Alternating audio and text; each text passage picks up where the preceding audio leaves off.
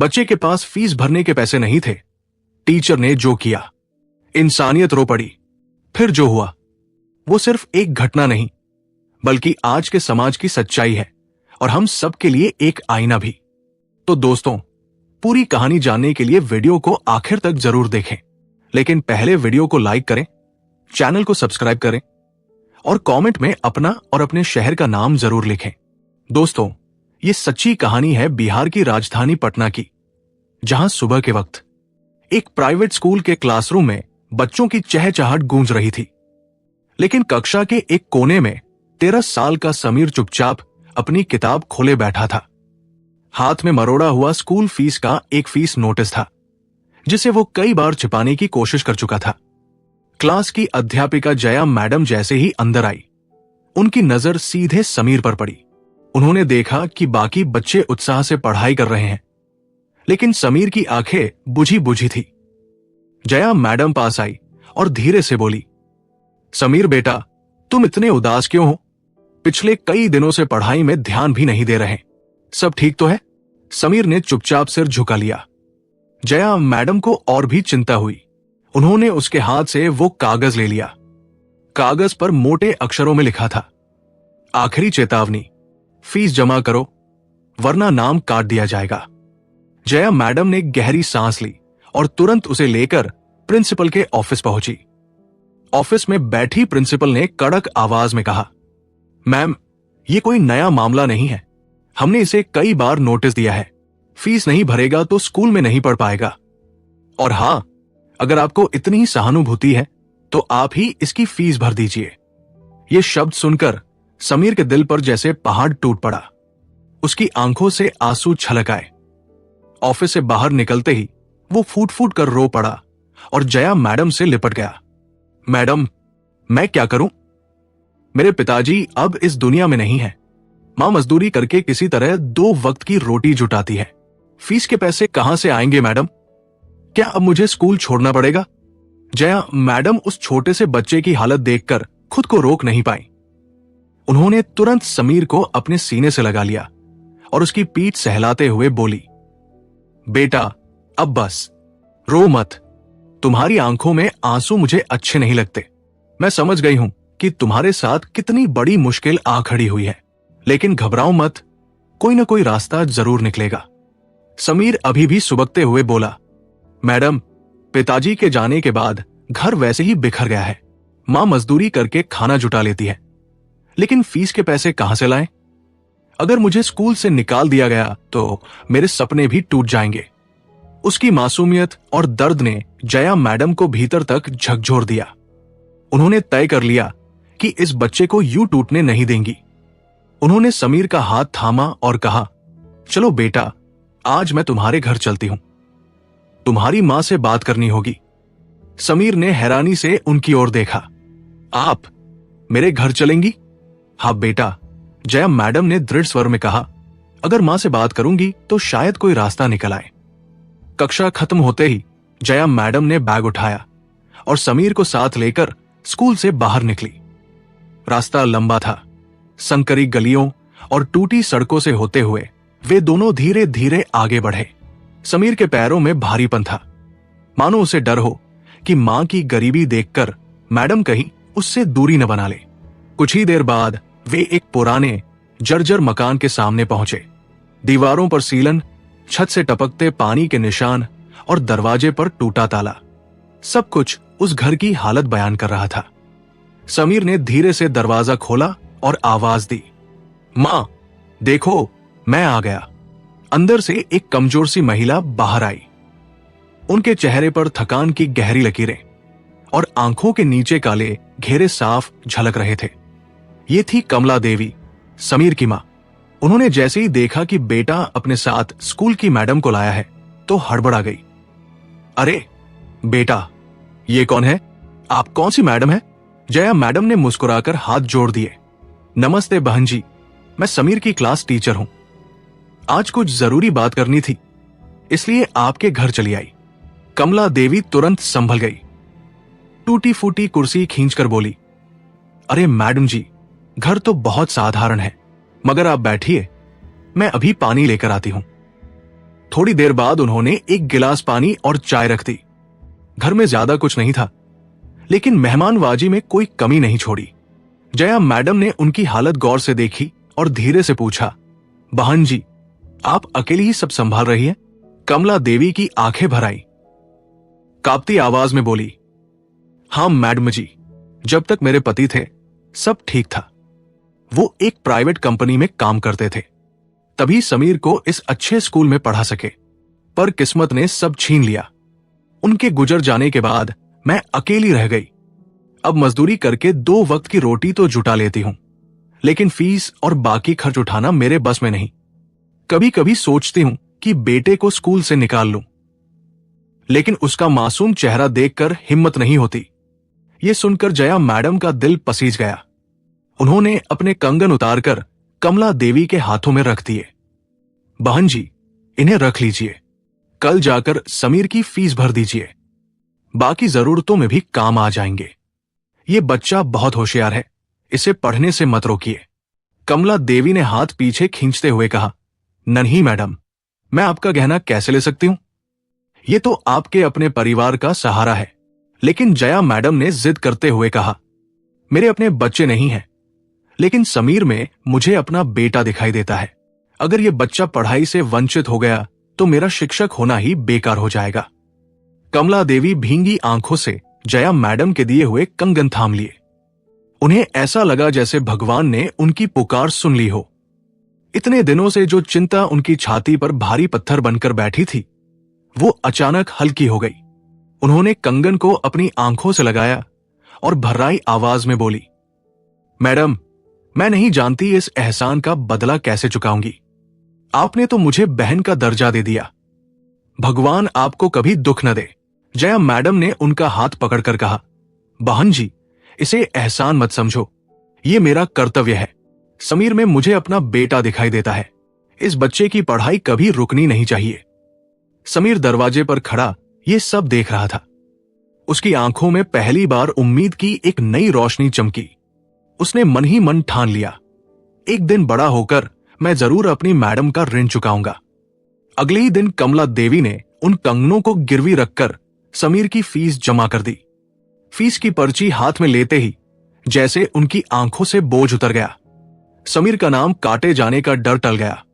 यह केवल फीस भरने का मामला नहीं था, बल्कि उसके सपनों को फिर से जिंदा करने का पल था। अब जया मैडम ने समीर पर और ज्यादा ध्यान देना शुरू कर दिया। वो हर रोज उसकी कॉपी चेक करती, सवाल पूछती और हर छोटी बड़ी गलती पर उसे सुधारती। जब भी क्लास में कोई मुश्किल सवाल आता, समीर सबसे पहले खड़ा होता और सही जवाब देता। मैडम की आंखों में गर्व की चमक देख वो और भी मेहनत करने लगता। धीरे धीरे वक्त बीतता गया। समीर ने 8वीं पास की, फिर 9वीं और उसके बाद 10वीं। उसकी पढ़ाई के साथ साथ घर की जिम्मेदारियां भी बढ़ने लगी। पिता की कमी ने उसे उम्र से पहले बड़ा कर दिया था। उसने समझ लिया कि सिर्फ मां के बूते घर नहीं चल सकता। 10वीं पास करने के बाद उसने मोहल्ले के बच्चों को ट्यूशन पढ़ाना शुरू कर दिया। शाम को घर की टूटी फूटी चौखट पर 4-5 बच्चे बैठ जाते और समीर उन्हें मन लगाकर पढ़ाता। बदले में मिलने वाले पैसों से घर के खर्च में थोड़ी राहत मिलने लगी। कमला देवी बेटे की इस जिम्मेदारी को देखकर भावुक हो जाती। कभी उसके सिर पर हाथ फेरती, कभी आंखें भरकर भगवान से कहती, हे प्रभु, मेरे बेटे के पसीने की हर बूंद को सफलता में बदल देना। जया मैडम भी अक्सर उनके घर आती। कभी किताबें लाकर देती, कभी कॉपी किताबें और कभी सिर्फ अपने शब्दों से हौसला बढ़ाती। समीर बेटा, तुम बहुत होशियार हो। याद रखो, कठिनाइयां हमेशा इंसान को मजबूत बनाती है। उनके ये शब्द समीर के लिए दुआ से कम नहीं थे। इंटर तक पहुंचते पहुंचते समीर का आत्मविश्वास और बढ़ गया। एक दिन उसने मां से कहा, मां, मैं वकील बनना चाहता हूं। मुझे लोगों की मदद करनी है। जैसे जया मैडम ने हमारी मदद की, वैसे ही मैं भी दूसरों का सहारा बनना चाहता हूं। कमला देवी ने बेटे की आंखों में चमक देखी और गर्व से बोली, बेटा, मैं गरीब हूं, लेकिन तेरा सपना कभी अधूरा नहीं रहने दूंगी। जितना कर सकती हूं करूंगी। बाकी भगवान और तेरी मेहनत तेरा साथ देंगे। फिर समीर ने कॉलेज में दाखिला लिया। अब उसकी जिंदगी और कठिन हो गई। दिन में कॉलेज की क्लासें, रात में ट्यूशन और कभी कभी छोटे मोटे काम करके पैसे जुटाना उसकी दिनचर्या संघर्ष का दूसरा नाम बन चुकी थी। लेकिन उसके भीतर हौसले की आग जल रही थी। वो बार बार खुद से कहता, मुझे बड़ा बनना है ताकि अपनी मैडम और मां दोनों का सिर ऊंचा कर सकूं। कॉलेज में उसकी गिनती सबसे होशियार छात्रों में होने लगी। बहस प्रतियोगिताएं हो या मूड कोर्ट, हर जगह उसका नाम चमकने लगा। धीरे धीरे उसकी पहचान बनने लगी। और फिर वो दिन भी आया जब समीर ने लॉ की पढ़ाई पूरी की और पहली बार वकील का काला कोट पहना। आईने के सामने खड़े होकर उसने खुद को देखा। उसकी आंखों में आंसू भर आए। उसने धीमी आवाज में कहा, मैडम, आज आपका त्याग सफल हुआ है। वकील का काला कोट पहनने के बाद समीर की जिंदगी सचमुच बदलने लगी। शुरुआती कुछ साल कठिनाई से गुजरे, लेकिन उसकी मेहनत और लगन ने धीरे धीरे उसे एक जाना माना वकील बना दिया। कोर्ट में उसके तर्क इतने सटीक होते कि जज भी उसकी दलीलों की सराहना करते। लोग दूर दूर से उसके पास अपने केस लेकर आने लगे। घर की हालत अब वैसी नहीं रही थी। टूटी दीवारों और सीलन भरे कमरों की जगह अब उन्होंने एक छोटा सा पक्का मकान बना लिया था। कमला देवी की आंखों में अब संतोष की चमक थी। वे अक्सर आस पड़ोस की औरतों से कहती, मेरा बेटा अब बड़ा वकील बन गया है, उसके नाम से लोग हमें पहचानते हैं। समीर ने मां के चेहरे पर यह गर्व देखा तो खुद को और भी भाग्यशाली समझा। उसके मन में हमेशा यही रहता कि यह सब सिर्फ मां और जया मैडम की बदौलत है। इसी बीच एक दिन उसकी मां ने उससे कहा, बेटा, अब तू जम गया है तो अब घर में बहू भी आ जानी चाहिए। मैं चाहती हूं कि तेरी जिंदगी पूरी हो। समीर ने पहले हंसकर टाल दिया, लेकिन आखिरकार मां की जिद के आगे झुकना पड़ा। परिवार और रिश्तेदारों की मदद से उसकी शादी एक सुशील और शिक्षित लड़की सीमा से तय हो गई। शादी बड़े धूमधाम से हुई। बारात निकली, ढोल बजे और मां के आंगन में फिर से रौनक लौट आई। सीमा स्वभाव से सरल और समझदार थी। उसने शादी के बाद न केवल घर संभाला बल्कि कमला देवी की सेवा को भी अपना कर्तव्य मान लिया। धीरे धीरे घर में खुशियों की बौछार होने लगी। कुछ सालों बाद समीर और सीमा के यहां एक बेटे का जन्म हुआ। उस छोटे बच्चे ने मानो घर में चिराग जला दिया। कमला देवी उसे गोद में लेकर घंटों खेलती और भगवान को धन्यवाद देती कि उन्होंने उनके बुढ़ापे में ये सुख भी दे दिया। जिंदगी अब पटरी पर थी। समीर का नाम चारों तरफ गूंज रहा था। उसके पास पैसा था, इज्जत थी और खुशहाल परिवार भी। लेकिन इस चमक धमक के बीच कहीं जया मैडम का नाम पीछे छूटता जा रहा था। फिर एक शाम जब समीर ऑफिस से लौटा तो उसने मां को आंगन में अकेले बैठे देखा। उनकी आंखों में हल्की नमी थी। समीर ने पास जाकर कहा, मां, आप रो क्यों रही हैं? क्या तकलीफ है? कमला देवी ने धीमी आवाज में कहा, नहीं बेटा, कोई तकलीफ नहीं, बस एक बात मन में अटकी है। क्या बात है मां? कमला देवी ने गहरी सांस लेकर कहा, बेटा, तुझे याद है जब तेरा नाम स्कूल से काटने वाला था तब कौन सी महिला तेरे लिए अपने गहने गिरवी रखकर खड़ी हुई थी? वही जया मैडम, जिनकी वजह से तू आज इस मुकाम पर है। समीर जैसे एकदम चौंक गया। इतने सालों की भागदौड़ में उसने सचमुच जया मैडम को याद ही नहीं किया था। मां की आवाज में कंपन था, बेटा, मैं तो अब बूढ़ी हो गई हूं। मेरी आखिरी इच्छा यही है कि तू एक बार अपनी जया मैडम से मिल ले। उन्हें देखा कि उनका समीर कितना बड़ा हो गया है। तेरी सफलता का सबसे बड़ा हिस्सा उनका भी है। समीर चुप हो गया। उसकी आंखें भर आई। वो मां के पैरों में बैठ गया और बोला, मां, आपने सच कहा, मैं तो भूल ही गया था। लेकिन अब और देर नहीं होगी। कल से ही मैं उन्हें ढूंढना शुरू करूंगा। मां ने बेटे के सिर पर हाथ फेरते हुए कहा, बेटा, यही मेरी सबसे बड़ी खुशी होगी। जिस औरत ने तुझे बेटा समझा उसे आज बेटा बनकर तू गले लगा लेगा तो मेरा दिल तसल्ली पा जाएगा। उस रात समीर देर तक सो नहीं पाया। अतीत की सारी यादें उसकी आंखों के सामने घूमती रहीं।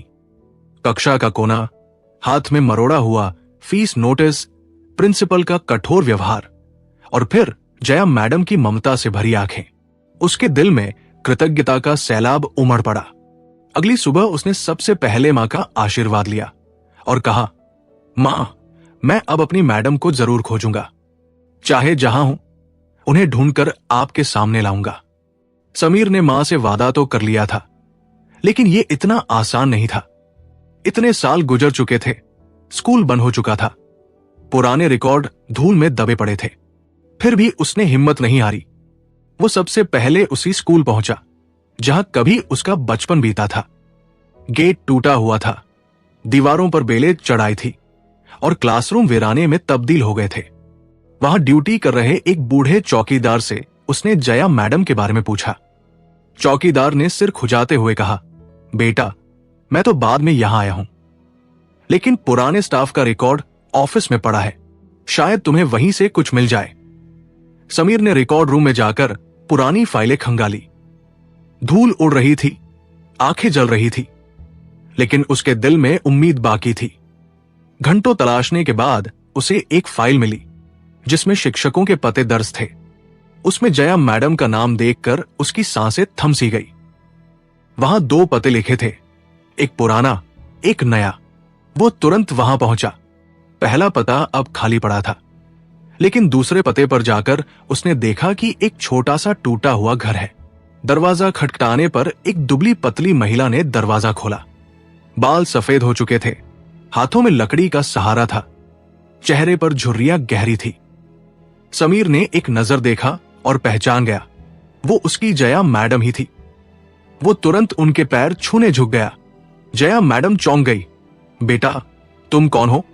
मेरे पैर क्यों छू रहे हो? समीर की आंखों से आंसू बह निकले। मैडम, आपने मुझे नहीं पहचाना। मैं वही समीर हूं, आपका छात्र, जिसे आपने कंगन देकर पढ़ाई का हक दिलाया था। जया मैडम ने गौर से देखा और उनकी आंखें भर आई। अरे, तू वही समीर है? भगवान, आज मेरी तपस्या पूरी हुई। उन्होंने उसे गले लगा लिया। दोनों की आंखों से आंसू बह रहे थे। समीर ने घर के भीतर कदम रखा तो उसकी हालत देखकर दिल टूट गया। घर टूटा फूटा था, फर्श उखड़ चुका था और अंदर बहुत साधारण सामान पड़ा था।